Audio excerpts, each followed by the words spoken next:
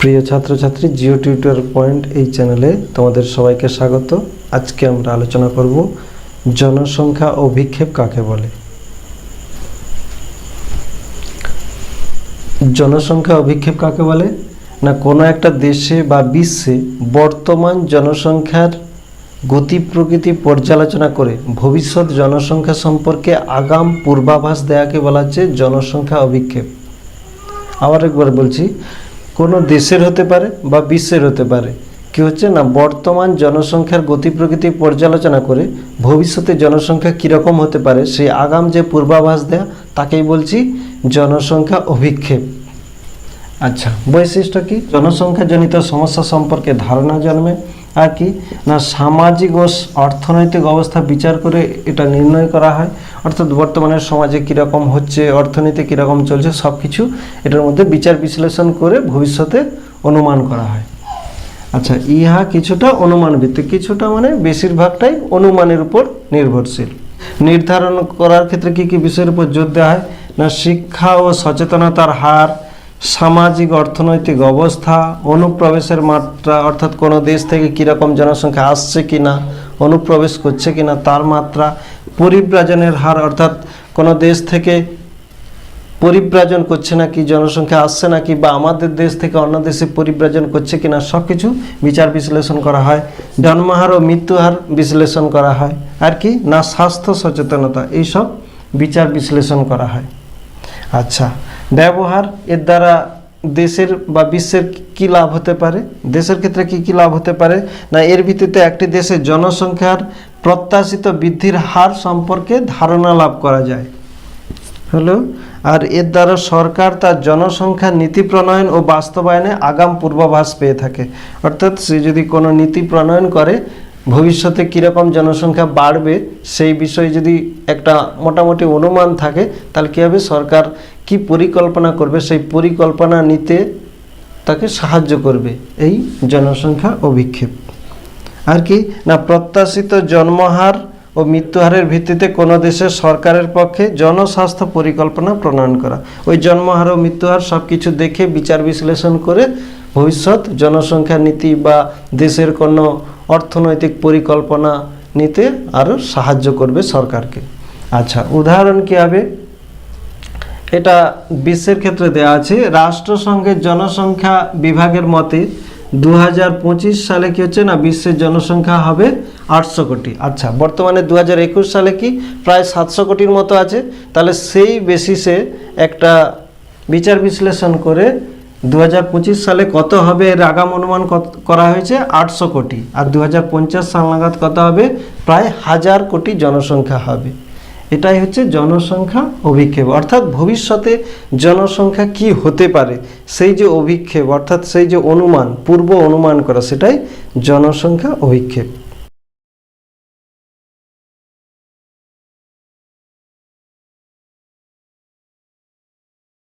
জনঘনত্ব কাকে বলে?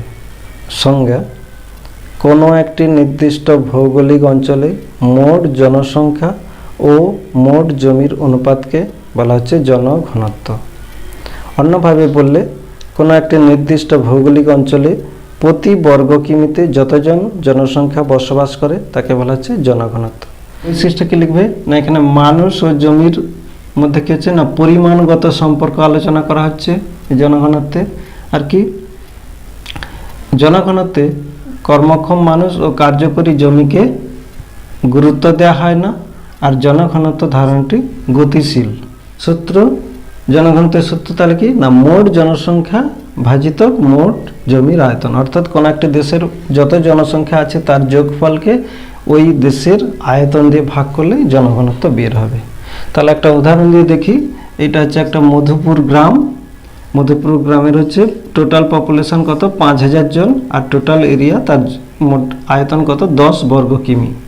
তাহলে পপুলেশন ডেন্সিটি জনঘনত্ব কত না, 5000 জন ভাজিত 10 বর্গ কিমি, 0 কেটে গেলে তাহলে 500 জন পার বর্গ কিমি। উদাহরণ কি লিখবে?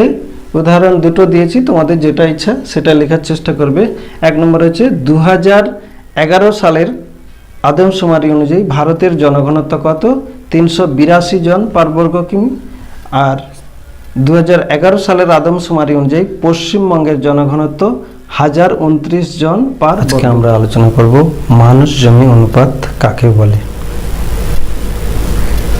সংজ্ঞাতে প্রথমে কি লিখবে না, কোনো একটি দেশে বা কোনো নির্দিষ্ট ভৌগোলিক অঞ্চলে কি হচ্ছে না, মোট কার্যকর জনসংখ্যাকে যদি মোট কার্যকরী জমি দিয়ে ভাগ করা হয়, অর্থাৎ মোট কার্যকর জনসংখ্যা ও মোট কার্যকর জমির অনুপাতকে বলা হচ্ছে মানুষ জমি অনুপাত। আর একবার বলছি, তাহলে সংজ্ঞাতে কি লিখবে, কোনো একটি দেশে বা নির্দিষ্ট ভৌগোলিক অঞ্চলে মোট কার্যকর জনসংখ্যা ও কার্যকর জমির অনুপাতকে বলা হচ্ছে মানুষ জমি অনুপাত। বৈশিষ্ট্য কি করবে, বৈশিষ্ট্য 1 নম্বরে না, মানুষ জমি অনুপাত হচ্ছে কি না, মানুষ ও জমির মধ্যে একটি গুণগত সম্পর্ককে আলোচনা করে। অর্থাৎ কোনো একটি দেশের কার্যকর জমির উপর জনসংখ্যার চাপ কিরকম সেটা মানুষ জমি অনুপাত থেকে জানা যায়। মানুষ জমি অনুপাত থেকে কি হচ্ছে না, ওই দেশের মানুষের জীবনযাত্রার মান কিরকম সে সম্পর্কেও একটি সঠিক ধারণা পাওয়া যায়। তারপরে কি না, মানুষ জমি অনুপাত থেকে একটি দেশের কাম্য জনসংখ্যা সম্পর্কে সঠিক অর্থাৎ একটা ধারণা পেতে পারি। আর কি না, মানুষ জমি অনুপাতে জমিকে কি করছে ত্রিমাত্রিক হিসাবে ধরা হয়, অর্থাৎ জমির দৈর্ঘ্য, প্রস্থ, উচ্চতা হলো। এবার মানুষ জমি অনুপাতের সূত্র কি না, মানুষ জমি অনুপাত সমান মোট জনসংখ্যা তাদের কর্মদক্ষতা ও সংস্কৃতিকে কি করছে না, মোট কার্যকর জমি দিয়ে ভাগ করলে যেটা পাওয়া যায় সেটা হচ্ছে মানুষ জমি অনুপাত। উদাহরণটা কি করবে, উদাহরণ কি লিখবে না, 2001 সালের আদমশুমারি অনুযায়ী ভারতে মানুষ জমির অনুপাত কত, 428 জন পার বর্গ কিমি। এটা কিভাবে এসছে দেখো না, ভারতের জনসংখ্যা হচ্ছে 101,93,422 জন। তাকে কি হচ্ছে না, ভারতের কার্যকর জমি এর মধ্যে কি কি ধরা হবে না, না ভারতের পার্বত্য এলাকাকে বাদ দেওয়া হয়েছে, ভারতের যেগুলো থর মরুভূমি অর্থাৎ মরুভূমির এলাকা যেখানে চাষবাস হচ্ছে না সেই সব এলাকাকে বাদ দেওয়া হচ্ছে। আরও কি যেসব এলাকাতে কোনো সম্পদ উৎপাদন হচ্ছে না সেই সব এলাকাকে, আর কি বরফাবৃত অঞ্চল, এইসব অঞ্চলকে বাদ দিয়ে যেটা হয়েছে সেটা হচ্ছে কার্যকর জমি। সেটা কত না, 28,27,892 বর্গ কিমি। অর্থাৎ এই টোটাল জনসংখ্যাকে টোটাল কার্যকর জমি দিয়ে ভাগ করে যেটা পাওয়া যাচ্ছে, অর্থাৎ সেটাই হচ্ছে 428 জন পার বর্গ কিমি। ঘনত্ব ও মানুষ জমি অনুপাতের পার্থক্য। আচ্ছা, প্রথমে সংখ্যাটা কি বলবে, জনঘনত্বে কোন দেশের মোট জনসংখ্যা ও মোট জমির অনুপাতকে বলছি জনঘনত্ব। আর মানুষ জমি অনুপাত কাকে বলে, মানুষ জমি অনুপাত কোন দেশের মোট কার্যকর জনসংখ্যা ও কার্যকর জমির অনুপাতকে বলা হচ্ছে মানুষ জমি অনুপাত। আচ্ছা, সূত্র কিভাবে এসছে দেখো, জনঘনত্বে মোট জনসংখ্যা ভাজিত মোট জমির আয়তন, আর এক্ষেত্রে মোট জনসংখ্যা যুক্ত কর্মক্ষমতা যুক্ত সংস্কৃতি ভাজিত কত মোট কার্যকর জমি হয়েছে সূত্র। ধারণা, কাম্য জনসংখ্যা সম্পর্কে ধারণা পাওয়া যায় না জনঘনত্ব থেকে, তাহলে কি কাম্য জনসংখ্যা সম্বন্ধে ধারণা করা যায় না, আর কাম্য জনসংখ্যা সম্বন্ধে ধারণা পাওয়া যায় মানুষ জমি অনুপাত থেকে। পোষণ ক্ষমতা, পোষণ ক্ষমতা অর্থাৎ জমির পোষণ ক্ষমতা বিচার করা যায় না, আর এক্ষেত্রে জমির পোষণ ক্ষমতা বিচার করা যায়। পোষণ ক্ষমতা মিন্স ধারণ ক্ষমতা, অর্থাৎ একটা জমি অর্থাৎ 5 কাঠা জমি কতজনকে তার ভরণ পোষণ করতে পারবে সেটাই ক্যারিং ক্যাপাসিটি, ধারণ ক্ষমতা। আর কি ধরা হয়, কি ধরা হয় না, এক্ষেত্রে উপযোগী জমি, ব্যবহার্য অব্যবহার্য জমি সকল জমিকে ধরা হচ্ছে। অর্থাৎ জনগণত্বে দেশের মধ্যে যে পরিমাণ এলাকা আছে, সে পার্বত্য ভূমি হতে পারে, মালভূমি হতে পারে, মরুভূমি হতে পারে, তুষারভূমি হতে, যতটা এলাকা একটা দেশের মধ্যে অবস্থান করছে সব টোটাল এলাকাকে ভাগ করা হয়, অর্থাৎ টোটাল জমির আয়তন দিয়ে ভাগ হবে। আর এই ক্ষেত্রে শুধুমাত্র যে জমিটা উপযোগী এবং ব্যবহার্য অর্থাৎ যেটা চাষের উপযুক্ত এবং যেটা ব্যবহার করা হচ্ছে সেই জমিটা দিয়ে, তাকে বলছে কার্যকর জমি, সেটা দিয়ে মোট জনসংখ্যাকে অনুপাত করা হবে। আচ্ছা, সম্পর্ক এক্ষেত্রে কি না, মানুষ ও জমির মধ্যে পরিমাণগত সম্পর্ক আলোচনা করা হয় জনঘনত্বে, আর মানুষ জমি অনুপাতে মানুষ ও জমির মধ্যে গুণগত সম্পর্ক আলোচনা করা হয়। জনসংখ্যার চাপ, জমির উপর জনসংখ্যার চাপ কিরকম রয়েছে জনঘনত্ব থেকে জানা যায় না, কিন্তু মানুষ জমি অনুপাত থেকে জমির উপর জনসংখ্যার চাপ জানা যায়। আচ্ছা, উদাহরণ কি লিখবে?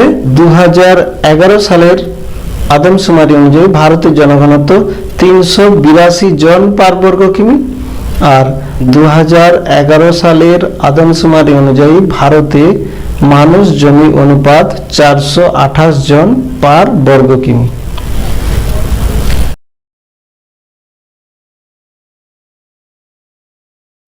জনস্বল্পতা বা আন্ডার পপুলেশন কাকে বলে? জনস্বল্পতা কাকে বলে? না, কোনো একটি দেশে সম্পদের তুলনায় যদি জনসংখ্যা কম হয় তাকে বলছি জনস্বল্পতা। অন্যভাবে বললে, কোনো একটা দেশে কাম্য জনসংখ্যার তুলনায় যদি জনসংখ্যা কম হয় তখন তাকে বলছি জনস্বল্পতা। আচ্ছা, এর বৈশিষ্ট্যগুলি কি কি? না, কোনো একটা দেশে যখন সম্পদের থেকে জনসংখ্যা কম হবে তখন কি হবে? না, দেশের সম্পদের সর্বোত্তম ব্যবহার হবে না, অর্থাৎ একটা সম্পদকে যতভাবে ব্যবহার করা যায় সেটা হবে না, সর্বোত্তম ব্যবহার হবে না। সম্পদের অপচয় ঘটবে, অর্থাৎ মানুষের মাথা পিছু অনেক বেশি সম্পদ, তখন কি হবে? মানুষ যথেচ্ছভাবে সম্পদকে অপচয় করবে। জনপ্রতি উৎপাদন কম, দেশের সম্পদের উৎপাদন কমে যাবে মাথা পিছু। কিছু সম্পদ কি হবে? অব্যবহৃত থেকে যাবে, অর্থাৎ একজনের মাথা পিছু হয়তো 20 বিঘা জমি, সে হয়তো 10 বিঘা চাষ করবে আর 10 বিঘা চাষ করবে না, তাহলে কি হবে? না, অব্যবহৃত থেকে যাবে বাকি 10 বিঘা। আর কি? শ্রমশক্তির অভাব, দেশের শ্রমশক্তির অভাব দেখা দেবে। আর কি না, সম্পদের যেহেতু যথেচ্ছ পরিমাণে ব্যবহার হবে, অপচয় হবে, তখন কি হবে? আর পরিকাঠামোগত সমস্যার কারণে কি হবে? না, পরিবেশ দূষণ বৃদ্ধি পাবে। এগুলো হলো জনস্বল্পতার বৈশিষ্ট্য। তারপর হচ্ছে প্রকারভেদ। জনস্বল্পতার দুটি প্রকার রয়েছে, একটা হচ্ছে চরম জনস্বল্পতা আর একটা হচ্ছে আপেক্ষিক জনস্বল্পতা। এটা পরবর্তীকালে যদি সময় হয় তখন আমি এই চরম আর আপেক্ষিক জনস্বল্পতা সম্বন্ধে পরে ডিসকাস করব। আচ্ছা, জনস্বল্পতা, একটা দেশে জনস্বল্পতা কি কারণে সৃষ্টি হতে পারে? কারণ কি না, ওই দেশে যদি জন্মহার কমে যায়, জন্মহার কমে গেলে, আর কি স্ত্রী শিক্ষার প্রসার ঘটলে, অর্থাৎ মহিলা শিক্ষার প্রসার হয়েছে, অর্থাৎ মেয়েরা বেশি বয়সে বিবাহ করবে। আর কি সামাজিক সচেতনতা বৃদ্ধি, অর্থাৎ সমাজে নারী পুরুষ উভয়ে শিক্ষিত, তাহলে কি হবে? একটা সচেতনতা বৃদ্ধি পাওয়ার কারণে কি হচ্ছে? না, জন্মহার কমে যাবে। আর কি পরিবার পরিকল্পনার প্রভাব। পরিবার পরিকল্পনার প্রভাবটা কি না, কোনো একটা দেশে যখন পরিবার পরিকল্পনা হবে, অর্থাৎ তারা কি হবে? না, পরিবার পিছু এক শিশু বা 2জন শিশু নেবে, তার বেশি নেবে না। এটা হচ্ছে এই কারণেও দেশে জন্মহার কমবে এবং কি হবে? না, জনস্বল্পতা সৃষ্টি হবে। বহু বিবাহ রদ, অর্থাৎ সরকারের নিয়ম বা বিভিন্ন কারণে সমাজে যখন বহু বিবাহ রদ হয়ে যাবে তখনও কি হবে? না, এই জনস্বল্পতা সৃষ্টি হতে পারে। আর কি শিক্ষার প্রসার, অর্থাৎ দেশের সার্বিক শিক্ষার প্রসার ঘটলে এই কন্ডিশন সৃষ্টি হতে পারে। আর কি সরকারি নীতির কারণেও, সরকারের নীতি হয়তো আছে 2 চাইল্ড পলিসি, 2 সন্তান নীতি, তার বেশি মানুষ সন্তান নিতে পারবে না। কেউ চাইলেও, কারোর হয়তো প্রথমে 2 মেয়ে হয়েছে, সে আর এক সন্তান চায় কিন্তু তখন পারবে না। এই সব কারণে হচ্ছে জনস্বল্পতা সৃষ্টি হতে পারে। আচ্ছা, এই প্রসঙ্গে বলে রাখি, চীনে হচ্ছে 2020 সালের আগে চীনে কি হয়েছিল না, 1 চাইল্ড পলিসি ছিল। সেখানে যদি কোনো ব্যক্তির যমজ সন্তান হয়ে থাকে তাহলে কি হবে? সে প্রথম সন্তানকে সরকারি সমস্ত সুযোগ সুবিধা দিতে পারবে, দ্বিতীয় সন্তান সমস্ত সরকারি সুযোগ সুবিধা থেকে বঞ্চিত হবে। সেরকম একটা সরকারের নীতিই পারে একটা দেশে জনস্বল্পতা বা জনাধিক্য সৃষ্টি করতে। আচ্ছা, এই জনস্বল্পতার কারণে কি কি দেশে সমস্যা বা প্রভাব পড়তে পারে? না, সম্পদের আংশিক ব্যবহার হবে, শ্রমশক্তির অভাব হবে, অর্থাৎ দেশে যতজন শ্রমিক দরকার তার ঘাটতি দেখা দিবে। সার্বিক বিকাশ ব্যাহত হবে দেশের, আর কি না চাহিদার অভাব দেখা দিবে। অর্থাৎ একটা দেশে জনসংখ্যা কম, সম্পদ বেশি, তাহলে কি হবে না মানুষের মাথা পিছু সম্পদের চাহিদা কম, অর্থাৎ সম্পদের চাহিদার অভাব দেখা দিবে। সম্পদ উৎপাদন কম হবে, আর কি না পরিকাঠামোগত সমস্যা দেখা দিবে। অর্থাৎ দেশে যে পরিমাণ জনসংখ্যার প্রয়োজন সেটা যদি সরকার না পায় তাহলে কি হবে, সেটা পরিকাঠামো সঠিকভাবে গড়ে তুলতে পারবে না। আচ্ছা, এর ছবিটা কিভাবে তোমরা আঁকবে, এরকম একটা গ্রাফ আঁকবে। দেখো, এটা হচ্ছে জনসংখ্যা বৃদ্ধি রেখা আর এটা হচ্ছে সম্পদ উৎপাদন। জনস্বল্পতার সৃষ্টি কখন হবে না এই পর্যায়ে, অর্থাৎ এখানে যদি একটা ডট ডট টানা যায় আর এখানে দেখো এখানে সম্পদ উৎপাদনও কম, জনসংখ্যাও কম। অর্থাৎ সম্পদ দেশে সম্ভাবনা আছে সম্পদ উৎপাদন বৃদ্ধির, কিন্তু জনসংখ্যা কমের কারণে কি হচ্ছে না সম্পদ উৎপাদন এই পর্যায়ে থাকবে, অর্থাৎ জনস্বল্পতা সৃষ্টি হবে। উদাহরণ কি বলবে, উদাহরণ হচ্ছে অস্ট্রেলিয়া, নেদারল্যান্ড প্রভৃতি দেশে জনস্বল্পতা পরিলক্ষিত হয়। আজকে আমরা আলোচনা করব কাম্য জনসংখ্যা কাকে বলে। সম্পদ বিশারদ অধ্যাপক জিমারম্যানের মতে আদর্শ মানুষ জমি অনুপাতই হলো কাম্য জনসংখ্যা, অথবা অন্যভাবে বলবে কোন একটা দেশে তার সম্পদের অনুপাতে যদি জনসংখ্যা সামঞ্জস্য হারে বৃদ্ধি পায় তাকে বলছি কাম্য জনসংখ্যা। আবার একবার বলছি, কোন দেশে যে পরিমাণ সম্পদ রয়েছে সেই সম্পদের সঙ্গে সামঞ্জস্য হারে যদি জনসংখ্যা বৃদ্ধি পায় তাকে বলছি কাম্য জনসংখ্যা বা অপটিমাম পপুলেশন। আচ্ছা, বৈশিষ্ট্য, তাহলে কাম্য জনসংখ্যা একটা দেশের সৃষ্টি হলে তখন কি হবে না মানুষের মাথা পিছু আয় খুব বেশি হবে, আর কি না কাম্য জনসংখ্যার ধারণাটি এটা একটা গতিশীল ধারণা, আর কি না সম্পর্ক, অর্থাৎ কাম্য জনসংখ্যা এটা কি একটা গুণগত সম্পর্ক, অর্থাৎ মানুষ ও জমির মধ্যে একটি গুণগত সম্পর্ককে আলোচনা করে কাম্য জনসংখ্যা। আর কি না দেশের সম্পদের সর্বাধিক ব্যবহার হয়, অর্থাৎ একটা দেশের সম্পদকে বিভিন্ন ভাবে যতটা পারে ব্যবহার করার চেষ্টা করা হয়। আর কি না এই অবস্থায় দেশের অর্থনৈতিক উন্নয়ন সব থেকে বেশি হয়। আর কি জমিকে 3 ডাইমেনশনালি ব্যবহার করা হয়, অর্থাৎ জমির দৈর্ঘ্য, প্রস্থ, উচ্চতাকে কাজে লাগানো হয়। আচ্ছা, জমির 3 ডাইমেনশনাল ব্যবহারের দুটো উদাহরণ দিচ্ছি। ধরো রাস্তার উপর ফ্লাইওভার হয়েছে, সেটা একটা ত্রিমাত্রিক ব্যবহার। আবার কোথাও একটা বড় ফ্ল্যাট তৈরি করা হয়েছে, তাহলে উচ্চতাকে কাজে লাগিয়ে দৈর্ঘ্য, প্রস্থ, উচ্চতা অর্থাৎ 3টে দিককে কাজে লাগানো হয়েছে, সেটাই ত্রিমাত্রিক ব্যবহার। আচ্ছা, বেকারত্ব থাকে না, এই কাম্য কোন একটা দেশে কাম্য জনসংখ্যার সৃষ্টি হলে তখন কি না ওই দেশে বেকারত্ব থাকবে না প্রায়। আর কি না এই অবস্থায় মানুষ জমির সম্পদ অর্থাৎ অনুপাতটা একবার আদর্শ হবে। আর কি না এই অবস্থায় মানুষের জীবনযাত্রার মান সর্বাধিক পর্যায়ে পৌঁছাবে, অর্থাৎ খুব ভালো হবে। আচ্ছা, কাম্য জনসংখ্যা কি কি বিষয়ের উপর নির্ভর করে না সম্পদ উৎপাদনের পরিমাণের উপর, দেশের জনসংখ্যার পরিমাণের উপর। দেশের জনসংখ্যা যদি অত্যধিক বেড়ে যায় তাহলে কি হবে না সম্পদের সঙ্গে সামঞ্জস্য বিঘ্নিত হবে, তখন কাম্য জনসংখ্যা অবস্থা থেকে কি হবে চেঞ্জ হয়ে যাবে। আর কি না জমির কার্যকারিতার উপর, জমির কার্যকারিতার উপর কাম্য জনসংখ্যা নির্ভর করে। আর কি সাংস্কৃতিক উন্নতির উপর, অর্থাৎ দেশে যে বিভিন্ন সাংস্কৃতিক অর্থাৎ গবেষণা আরো বিভিন্ন নিত্য নতুন আবিষ্কার, তার জন্য এই কাম্য জনসংখ্যা ব্যাপারটা নির্ভরশীল। আচ্ছা, কাম্য জনসংখ্যার ছবিটা কিভাবে আঁকবেন, এরকম একটা এঁকে তারপরে কি করবে গ্রাফটা কিরকম ভাবে আঁকবেন, এইরকম একটা ছবি আঁকবে। আচ্ছা, এইটা আমি ডট ডট দিয়ে দেখিয়েছি, তোমরা নাও দেখাতে পারো, ডট ডট তো তোমাদেরকে বোঝানোর জন্য দেখিয়েছি।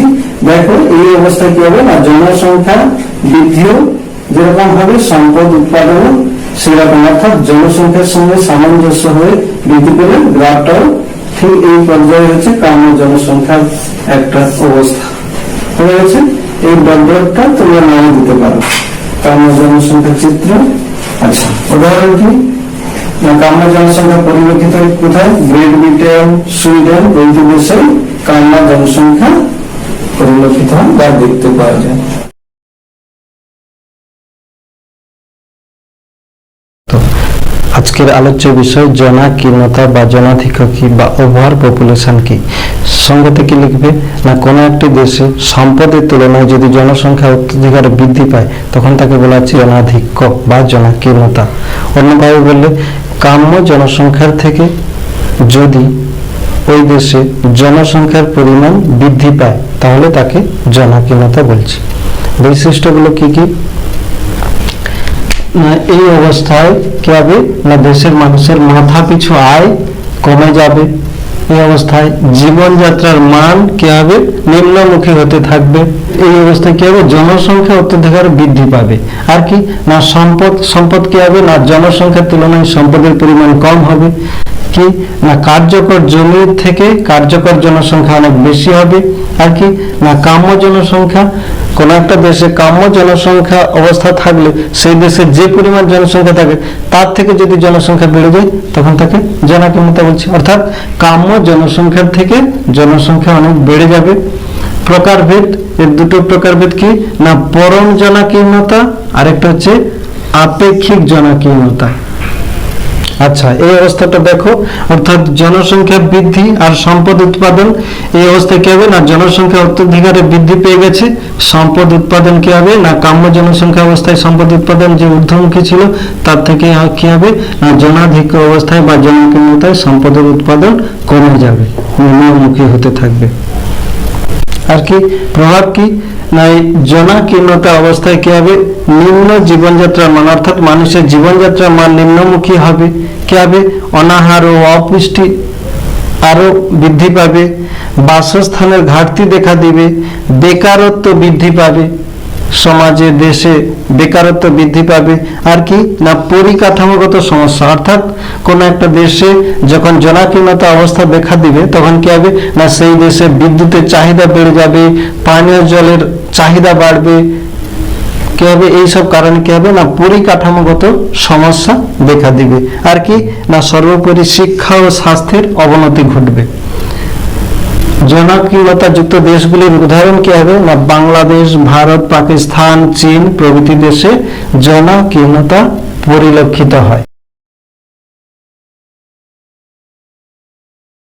আজকে আমরা আলোচনা করব জনাকীর্ণতা ও জনস্বল্পতার পার্থক্য। জনাকীর্ণতা কাকে বলে না, কোন দেশে সম্পদের তুলনায় যদি জনসংখ্যা বেশি হয় তখন তাকে বলছি জনাকীর্ণতা, আর কোন দেশে সম্পদের তুলনায় যদি জনসংখ্যা কম হয় তখন তাকে বলছি জনস্বল্পতা।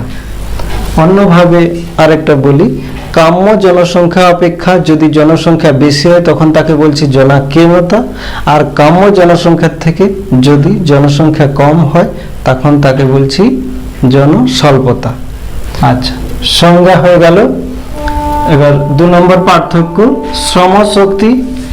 জনাকীর্ণতাতে যেহেতু কি হচ্ছে না, অনেক বেশি জনসংখ্যা আর এখানে জনসংখ্যা কম, তাহলে কি হবে না, এখানে শ্রমশক্তি উদ্বৃত্ত হবে আর এখানে শ্রমশক্তি উদ্বৃত্ত হয় না। ছদ্ম বেকারত্ব, ছদ্ম বেকারত্বের সৃষ্টি হয়, ছদ্ম বেকারত্বের সৃষ্টি হয় না। সর্বোত্তম ব্যবহার, অর্থাৎ সম্পদের সর্বোত্তম ব্যবহার হবে এতে, আর এতে সম্পদের সর্বোত্তম ব্যবহার সম্ভব নয়। অপচয়, সম্পদের অপচয় এখানে হবে না, আর এখানে যেহেতু জনসংখ্যা কম সম্পদ বেশি তাহলে কি হবে না, সম্পদের অপচয় হবে। জন প্রতি সম্পদের পরিমাণ, এখানে জনাকীর্ণতাতে কি হবে না, জন প্রতি সম্পদের পরিমাণ কম হবে আর এখানে জন প্রতি সম্পদের পরিমাণ অনেক বেশি হবে। জীবনযাত্রার মান, এখানে জীবনযাত্রার মান মোটামুটি উন্নত হবে কিন্তু এক্ষেত্রে জীবনযাত্রার মান অনেক বেশি উন্নত, অর্থাৎ এর থেকে অনেক উন্নত হবে।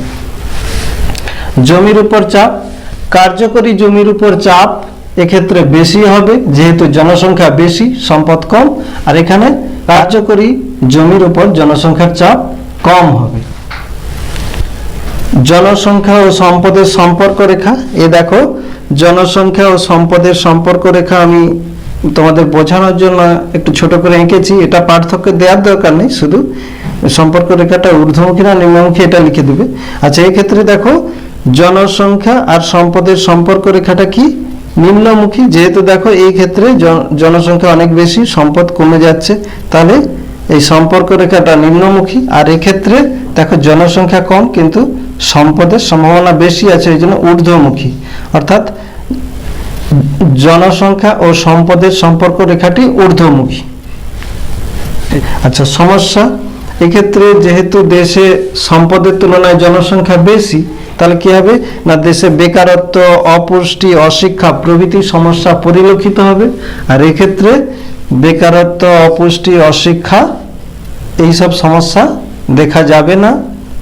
উদাহরণ কি, বাংলাদেশ, ভারত, চীন, পাকিস্তান প্রভৃতি দেশে জনাকীর্ণতা পরিলক্ষিত হয়, কিন্তু এখানে জনস্বল্পতা। অস্ট্রেলিয়া, কানাডা, রাশিয়া প্রভৃতি দেশে জনস্বল্পতা পরিলক্ষিত হয়। আমার চ্যানেলে জিওগ্রাফি রিলেটেড মাধ্যমিক, উচ্চ মাধ্যমিক এবং কলেজ লেভেলের জন্য প্রচুর ভিডিও আপলোড করেছি। তোমরা আমার চ্যানেলটা যদি সাবস্ক্রাইব করো তাহলে সব ভিডিও একে একে দেখতে পাবে, এবং কিছু কিছু ভিডিও আমি এই ক্লাসের শেষে এন্ড স্ক্রিনে দিয়ে দিই। কিন্তু তোমরা যদি চ্যানেলটা সাবস্ক্রাইব করে রাখো তাহলে সব ভিডিও একত্রে দেখতে পাবে পরপর।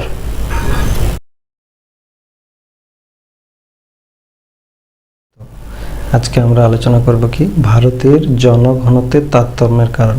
এই নোটটা মাধ্যমিক এবং উচ্চ মাধ্যমিকের জন্য কিন্তু ভেরি ভেরি ইম্পর্টেন্ট, এটা ভালো করে বুঝবে, এবং এটা কলেজ লেভেলেও পড়ে। আমি নোটটা বিশদে আলোচনা করব, তোমরা ভালো করে বোঝার চেষ্টা করবে, ঠিক আছে।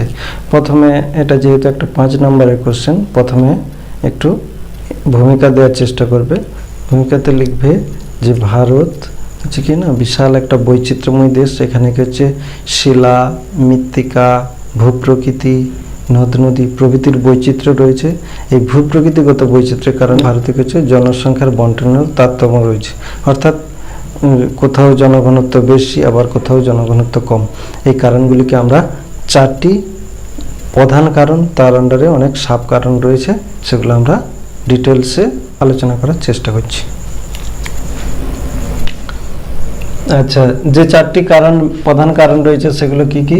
সেগুলো হচ্ছে প্রাকৃতিক কারণ, অর্থনৈতিক কারণ, সামাজিক ও সাংস্কৃতিক কারণ, আর একটা হচ্ছে রাজনৈতিক কারণ। প্রথমে হচ্ছে প্রাকৃতিক কারণ। প্রাকৃতিক কারণের মধ্যে কি অবস্থান। অবস্থান কি বলবে? অবস্থানের আন্ডারে কি লিখবে না অক্ষাংশ দ্রাঘিমাংশ ভিত্তিক অবস্থান। অর্থাৎ অক্ষাংশ দ্রাঘিমাংশ ভিত্তিক অবস্থান ব্যাপারটা কি না কোন একটা জায়গা, কোন একটা দেশ, সেরকম ভারত, সে হচ্ছে না উচ্চ অক্ষাংশে যদি অবস্থান করে, উচ্চ অক্ষাংশে অবস্থান করলে কি হচ্ছে তার জনঘনত্ব কম হবে। কেন না সেখানে অত্যধিক শৈত্য আছে, অত্যধিক শৈত্য থাকার জন্য কি হচ্ছে না সেখানে তুষারপাত হয়। এইসব কারণে কি হচ্ছে উচ্চ অক্ষাংশে জনঘনত্ব কম হয়। কোনো একটা দেশ যদি মধ্য অক্ষাংশে থাকে সেখানে কি হবে না মধ্য অক্ষাংশে কি হবে নাতিশীতোষ্ণ জলবায়ু, অর্থাৎ এখানে নয় শীত নয় উষ্ণ, এরকম একটা জলবায়ু হলে কি হচ্ছে মনোরম, সেখানে জনঘনত্ব বেশি হবে। দ্বৈপ অবস্থান। দ্বৈপ অবস্থান কি না দ্বীপ অবস্থান। দ্বীপ অবস্থান থাকার কারণে কি হচ্ছে পার্শ্ববর্তী সমুদ্র থাকার জন্য সেখানে স্থলবায়ু সমুদ্র বায়ুর আদান প্রদান হবে, অর্থাৎ আবহাওয়াটা মনোরম প্রকৃতির হবে, সেখানে কি হবে জনঘনত্ব বেশি হবে। সমুদ্র বেষ্টিত অবস্থান বা উপকূল, অর্থাৎ সমুদ্র বেষ্টিত কোনো বন্দর অথবা উপকূল, সেখানে কি হবে না বিভিন্ন কাজের সুবিধা থাকবে, অর্থাৎ বন্দর যদি থাকে সেখানে কি আয়ের সুযোগ আছে। আর কি না উপকূল অঞ্চল মানে হচ্ছে সমুদ্রবায়ু স্থলবায়ুর প্রভাব থাকার জন্য কি হচ্ছে না সেখানে মোটামুটি একটা সহনীয় জলবায়ু থাকবে, যেটা মানুষের বসবাসের পক্ষে অনুকূল। এই সব কারণে কি হচ্ছে না অবস্থানগত কারণ কি হচ্ছে জনঘনত্বের তারতম্য ঘটাচ্ছে। আচ্ছা, এক হয়ে গেল। এবার ভূপ্রকৃতি। ভূপ্রকৃতি ব্যাপারটা কি না কোনো একটা এলাকার ভূমিরূপটা কেমন, সেটা পার্বত্য প্রকৃতির না মালভূমি প্রকৃতির না সমভূমি। পার্বত্য যদি প্রকৃতি হয় সেখানে কৃষি, শিল্প, ব্যবসা বাণিজ্য কোনোটাই ভালোভাবে হবে না, সেখানে জনঘনত্ব কম হবে। আবার যদি মালভূমি হয় সেখানে খাড়া টেবিল ল্যান্ড ভূমিরূপ বা তরঙ্গায়িত ভূমিরূপ, সেখানেও কৃষি, শিল্প, ব্যবসা বাণিজ্য ভালো হবে না, সেখানে কী হবে জনঘনত্ব কম হবে। আর সমভূমি অঞ্চল, এখানে কৃষি, শিল্প, ব্যবসা বাণিজ্য সবের বিকাশ কী হবে খুব ভালোভাবে হবে। ভালোভাবে হওয়া মানেই কী হবে না এখানে জনঘনত্ব বেশি হবে। তাহলে পার্বত্য, মালভূমি, সমভূমি কৃষি, শিল্প, ব্যবসা বাণিজ্য, পরিবহন সব কিছুই ভালো, জনঘনত্ব বেশি হবে। জলবায়ু। জলবায়ু যদি উষ্ণ আর্দ্র অর্থাৎ উষ্ণ মরু জলবায়ু বা চিরতীব্রবৃত্ত জলবায়ু থাকে তাহলে কি হবে, সেখানে উষ্ণ মরু জলবায়ু একটা বসবাসের পক্ষে প্রতিকূল, আবার চিরতুষারাবৃত অর্থাৎ সেখানে তুষার পড়ে বরফপাত হয় সেখানেও জনঘনত্ব বেশি ভালো হবে না, অর্থাৎ এগুলো হচ্ছে মানুষের বসবাসের পক্ষে প্রতিকূল। আবার উষ্ণ আর্দ্র জলবায়ুটাও কি হচ্ছে বসবাসের পক্ষে প্রতিকূল, এখানেও মানুষ সহজে কি হবে বসবাস করতে পারবে না, অর্থাৎ অভিযোজন করতে পারবে না, সেখানে জনঘনত্ব কম হবে। কিন্তু নাতিশীতোষ্ণ জলবায়ু, এটা কি হচ্ছে নাতিশীতোষ্ণ অর্থাৎ নয় শীত নয় উষ্ণ, ঠিক আছে। নাতিশীতোষ্ণ জলবায়ু এটা হচ্ছে বসবাসের পক্ষে খুবই অনুকূল। এখানে এইসব অঞ্চলে কি হচ্ছে জলবায়ুটা বসবাসের পক্ষে অনুকূল হওয়ার জন্য কি হচ্ছে না মানুষ এখানে খুব সুন্দরভাবে মনোরম পরিবেশে বসবাস করতে পারবে।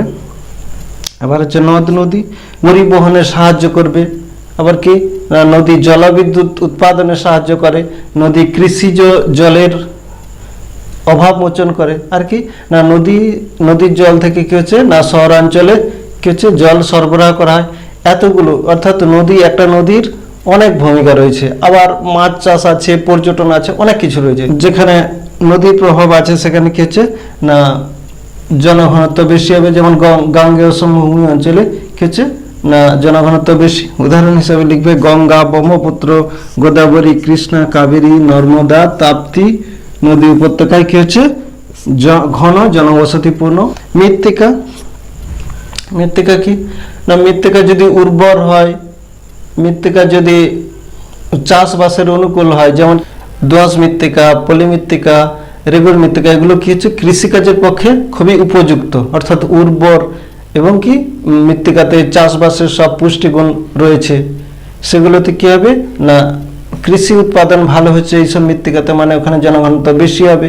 যেখানে কি হচ্ছে ভালো মৃত্তিকা অর্থাৎ চাষবাসের উপযুক্ত মৃত্তিকা পরিলক্ষিত হবে না, সেখানে মানুষ সহজে বসবাস করবে না, অর্থাৎ সেরকম কি হচ্ছে না ল্যাটেরাইট সমৃদ্ধ বাঁকুড়া ও পুরুলিয়াতে জনঘনত্ব কম। এটা একটা উদাহরণ হিসেবে লিখে দেবে।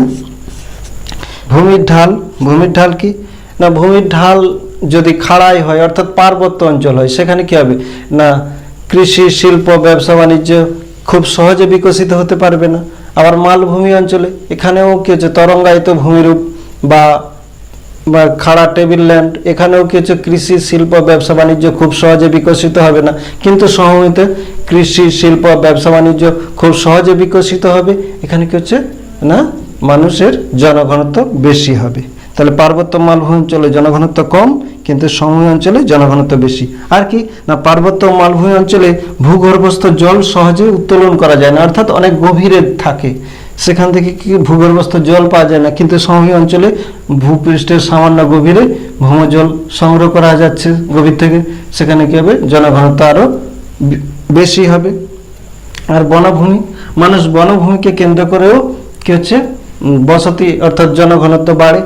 যেখানে যেখানে বনভূমি রয়েছে, যেমন হিমালয় পার্বত্য অঞ্চল বা মধ্য ভারতের উচ্চভূমি অথবা সুন্দরবন অঞ্চল, এগুলোতে কি হচ্ছে না মানুষ বন থেকে কাঠ, মধু, ফল মূল, পাতা এগুলো সংগ্রহ করে কি হচ্ছে তাদের জীবিকা নির্বাহ করে। জীবিকা নির্বাহ করা মানে তাহলে বনভূমির পার্শ্ববর্তী অঞ্চলে জনঘনত্ব বেশি হবে। আর কি হচ্ছে খনিজ সম্পদও একটা বিশাল গুরুত্বপূর্ণ উপাদান, অর্থাৎ কোনো একটা জায়গা যদি সব দিক থেকে প্রতিকূল হয় কিন্তু সেখানে খনিজ সম্পদ পাওয়া যায়, তাহলে কি হবে সেই খনিজ সম্পদকে কেন্দ্র করে অনেক শিল্পের বিকাশ ঘটবে। শিল্পের বিকাশ ঘটায় মানে মানুষ সেখানে কার্যের সন্ধানে, অর্থনৈতিক উন্নতির আশায় চুম্বকের মতো আকর্ষিত হয়ে ওখানে আসবে এবং বসতি স্থাপন করবে এবং জনঘনত্ব বৃদ্ধি করবে।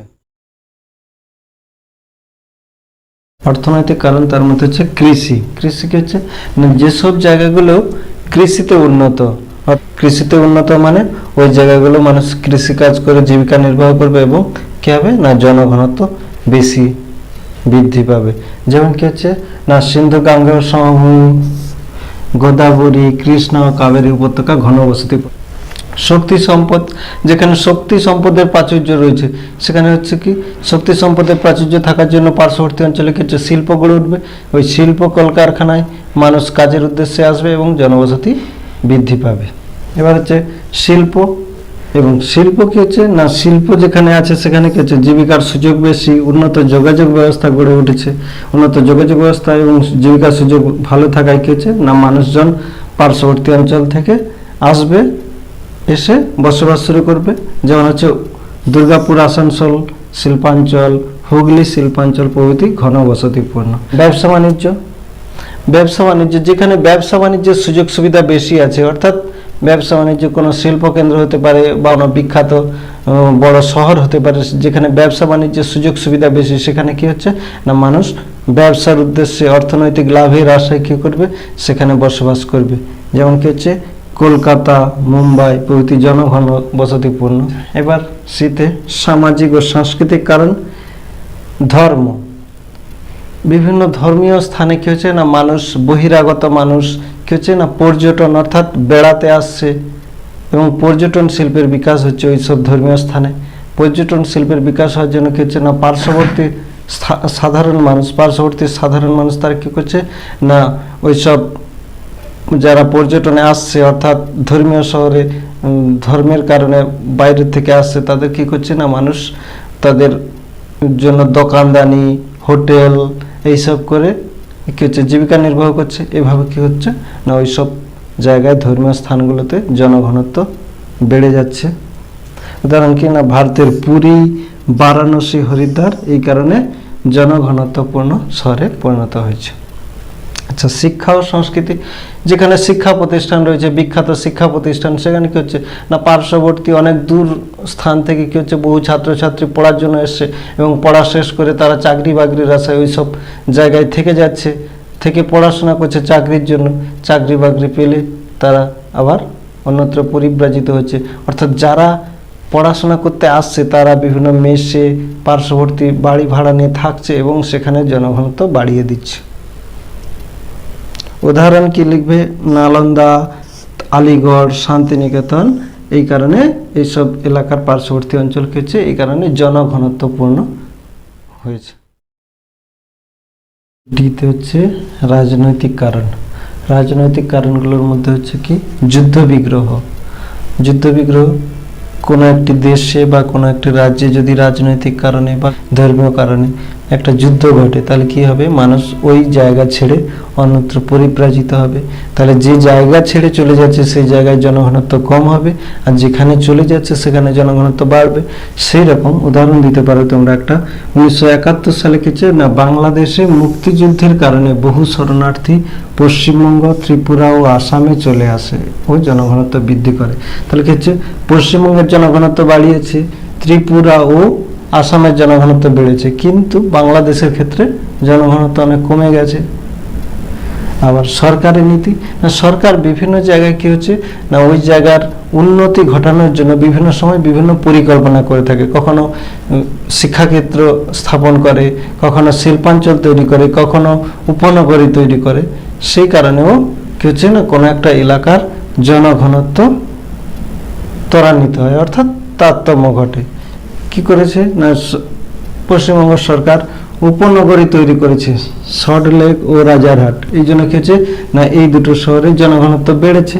আবার কি হচ্ছে না, শিল্পাঞ্চল স্থাপন, হলদিয়া শিল্পাঞ্চল স্থাপনের জন্য, হলদিয়া যেখানে জনঘনত্ব অনেক কম ছিল, শিল্প স্থাপনের কারণে ওখানে কি হচ্ছে না, পার্শ্ববর্তী জনঘনত্ব বেড়েছে। খড়গপুরেও একই কারণে জনঘনত্ব বেড়েছে। উপসংহারে তোমরা কি লিখবে, ভারতে যে জনঘনত্বের তারতম্য ঘটেছে সেটা কোনো একটা কারণের জন্য ঘটেনি, অর্থাৎ ভারতের জনঘনত্ব তারতম্যের পেছনে বহু কারণ আছে। প্রাকৃতিক কারণ যেমন রয়েছে, আর্থসামাজিক কারণ এবং রাজনৈতিক কারণ। সব কারণগুলো পরস্পরের সঙ্গে সম্পর্কিত, অর্থাৎ প্রাকৃতিক, রাজনৈতিক ও আর্থসামাজিক সব কারণগুলো ভারতের জনঘনত্বের পার্থক্যের বা জনঘনত্বের তারতম্য ঘটানোর ক্ষেত্রে গুরুত্বপূর্ণ ভূমিকা পালন করেছে। আমি এই নোটটা অনেক বিশদে অনেক পয়েন্ট দিয়ে বোঝানোর চেষ্টা করলাম। যারা মাধ্যমিক উচ্চ মাধ্যমিক পরীক্ষার্থী তারা কি করবে, কিছু কিছু পয়েন্ট তোমাদের ইচ্ছে হলে বাদ দিয়ে দিতে পারো, কিন্তু এটা হচ্ছে গ্র্যাজুয়েশনে 10 নম্বরের জন্য পড়ে। এই জন্য আমি অনেক বিশদে বোঝানোর চেষ্টা করলাম।